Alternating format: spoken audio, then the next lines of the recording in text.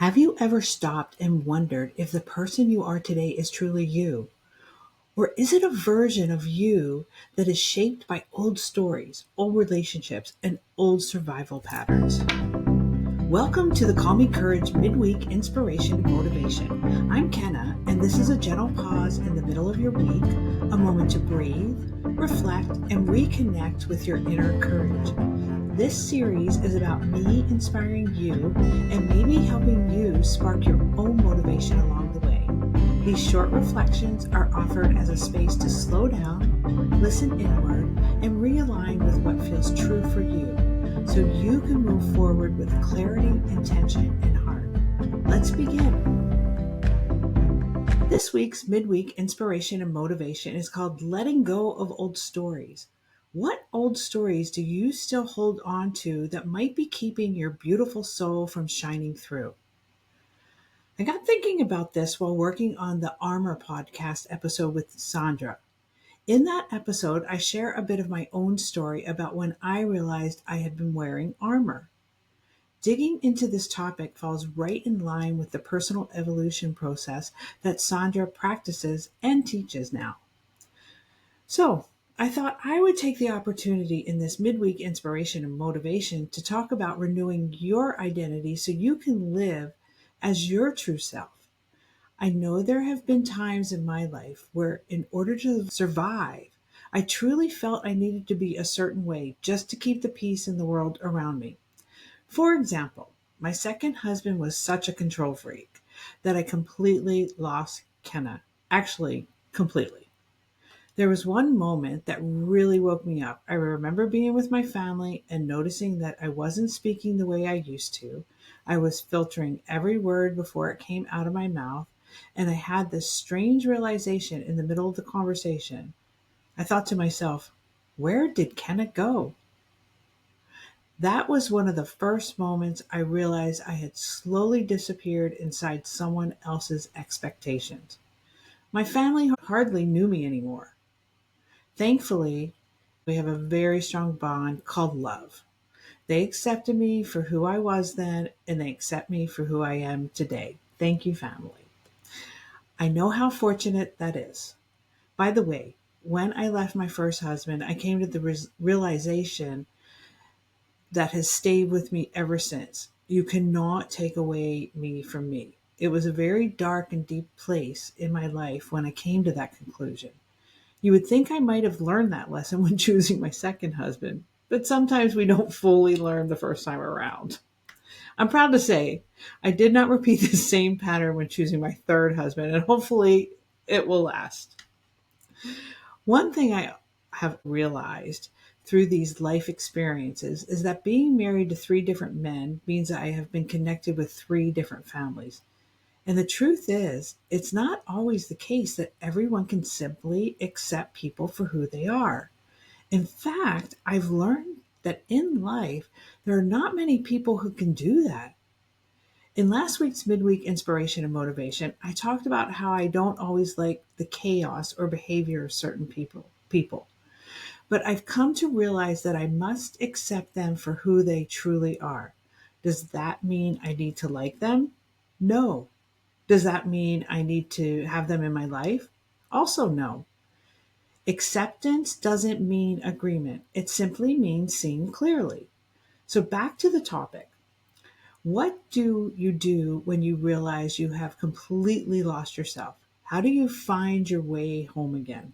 For me, during that second marriage, my son from my first marriage became my grounding force. I knew I needed to become a healthy and sane person again because I did not want him growing up thinking it was acceptable to treat women the way his stepfather was treating me. Telling my second husband that I wanted to end the marriage was one of the hardest things I had ever done, but it was also one of the greatest gifts I ever gave to myself and to my son. The man I was married to did have a good heart, but he had issues, and those issues collided with my own. Being a codependent personality who wanted to fix everything was not a good combination. Once I moved through the sorrow of losing that relationship, I knew I needed to find a new path. So I went back to school. I had wonderful jobs, and most importantly, I started taking care of myself again. Today, I stand here being my authentic self, sharing my stories in hopes that they might encourage someone else to love themselves and to realize they do not need to like everyone or please everyone by changing who they truly are.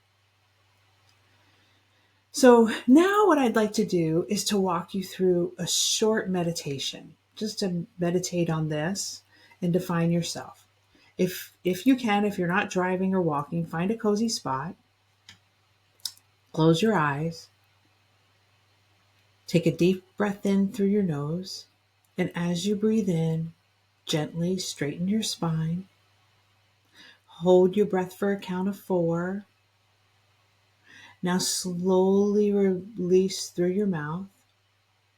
As you release, soften your jaw, soften your brow, soften your shoulders. Then pause for a count of 4. Continue breathing slowly and gently like this. Now I want you to picture a place that makes you feel happy.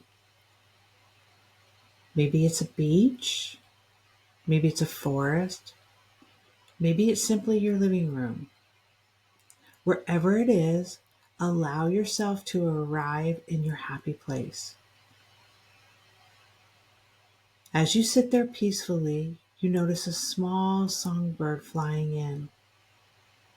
The bird has the most beautiful little tweets. It flies close to you and tilts its head, almost as if it's asking, "What are you thinking?" Just seeing this little bird makes your energy smile.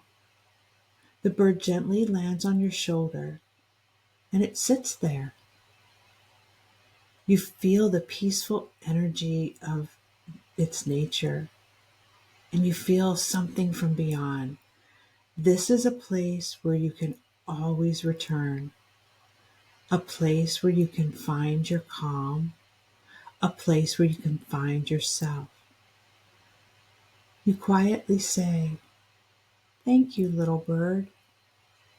And somehow you know the bird is saying back, "You can come visit me anytime you need to find yourself again."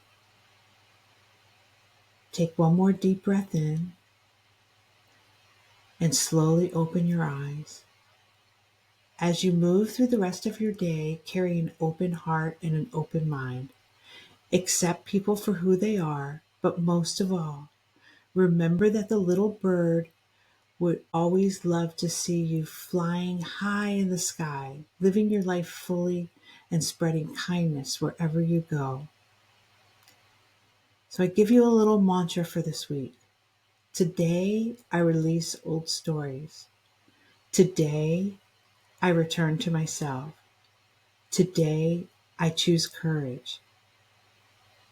And as we close, I want to remind you that you are allowed to pause, you are allowed to choose differently, and you are allowed to trust what feels true for you. Thank you for joining the Call Me Courage midweek inspiration and motivation. Until we meet again, choose courage gently and remember your strength lies within. Bye-bye.